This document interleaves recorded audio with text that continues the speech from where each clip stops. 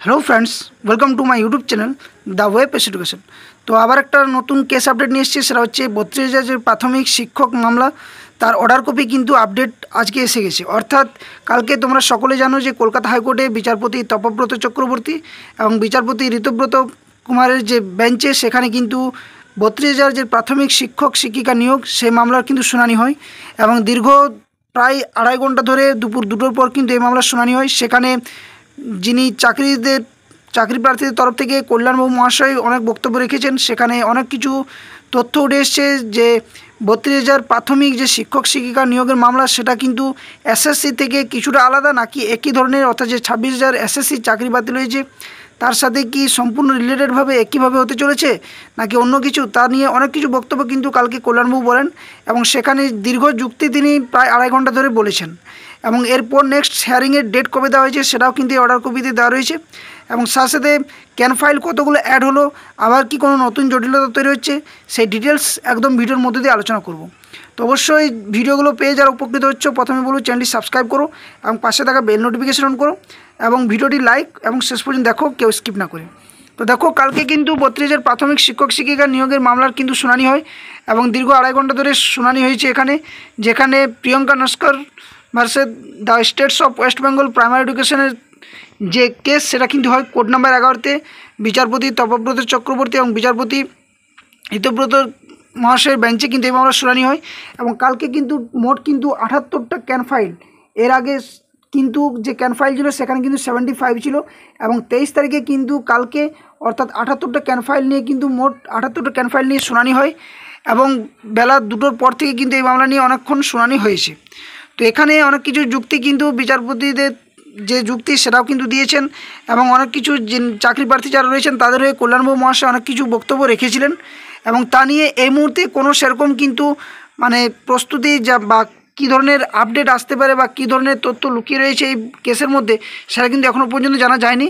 কারণ পিটিশনারদের তরফ থেকে বা যারা হয়তো অপেক্ষারতমান যে সমস্ত ক্যান্ডিডেট রয়েছে এই 32,000 প্যানেলের বাইরে, তাদের কিন্তু যে বিচার যে যিনি আইনজীবী রয়েছেন তার তরফ থেকে কিন্তু এখনও পর্যন্ত কোনো বলা হয়নি। এরপর নেক্সট যে হায়ারিং ডেট রয়েছে সেটা কবে কী রয়েছে, কোর্ট অ্যাফিলিয়েটেড স্ট্যাটাস কী রয়েছে সেটা একটু জেনে নিই, তাহলে কিন্তু সমস্ত ডিটেলস বুঝতে পারা যাবে। ওকে, তো দেখো আমরা কলকাতা হাইকোর্টের যে অ্যাফিলিয়েটেড সাইট সেখানে চলে এসেছি, যেখানে কিন্তু এই যে 38 নম্বরের কিন্তু সিরিয়ালের যে বিষয়টা দেখাচ্ছে ম্যাট 873/2023, যেখানে the West Bengal board of primary education and others versus Priyanka নস্করের মামলা শুনানি হয়েছিল এবং এখানে কোর্ট অ্যাফিলিয়েটেড সাইডের যে বিষয়গুলো দেখাচ্ছে সেটা কিন্তু একটু ডিটেলস আলোচনা করা যাক।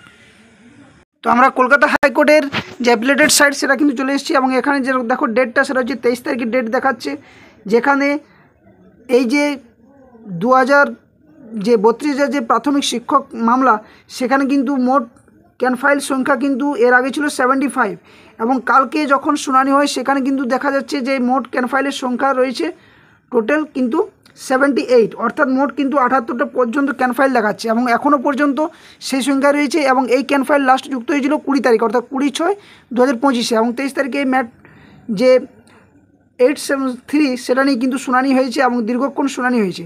আর এই অর্ডার কপি কিন্তু আজকে পাবলিশ করেছে। দেখো, এই অর্ডার কপি যেটা 23 তারিখে লাস্ট শুনানি হয়েছে তার অর্ডার কপি কিন্তু এখানে এসে গেছে।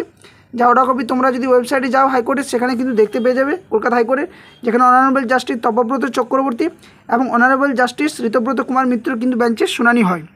তো এর রায় কী এসছে সেটা একটু আমরা জানার চেষ্টা করি এবং কবে নেক্সট হিয়ারিং ডেট রয়েছে সেটাও কিন্তু আমরা একটু জেনে নিই।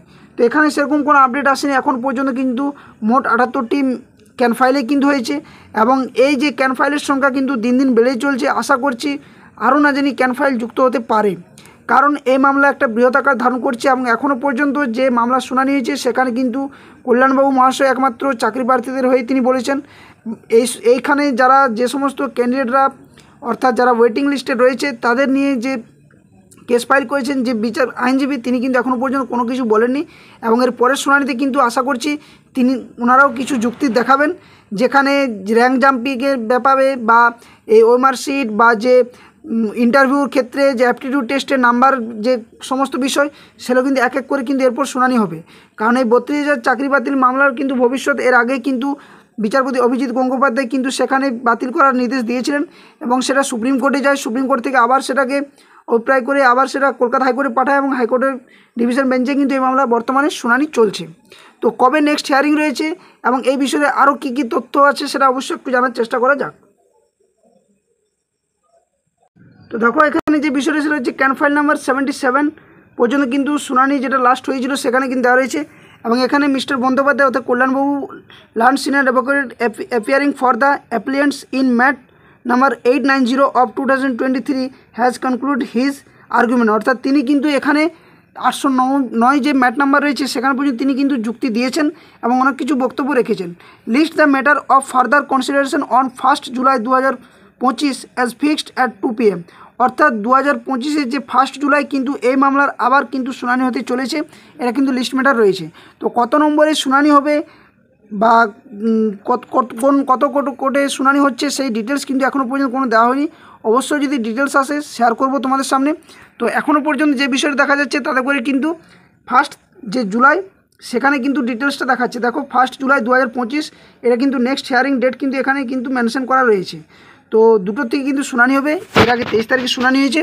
আশা করছি এখনও পর্যন্ত যে আপডেট সেটা কালকে ভিডিও দিয়েছি, অবশ্যই ভিডিওটা দেখে নেবে সকলে। এখন পর্যন্ত সেরকম কিছু আপডেট নেই।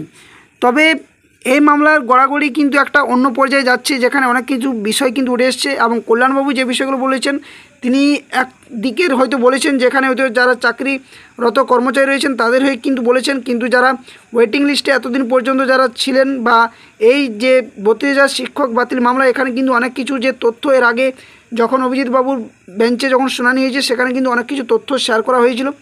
আদৌ দেখা যাক এই মামলার শুনানি এরপর কোন পর্যায়ে যেতে চলেছে সেটার আপডেট পেতে অবশ্যই চ্যানেলের পাশে থাকো এবং চ্যানেলটি সাবস্ক্রাইব করে রাখো। তো এটাই ছিল এখন পর্যন্ত এটার আপডেট। আশা করছি ভিডিওটি ভালো লাগলে লাইক শেয়ার করবে। ধন্যবাদ। জয় হিন্দ।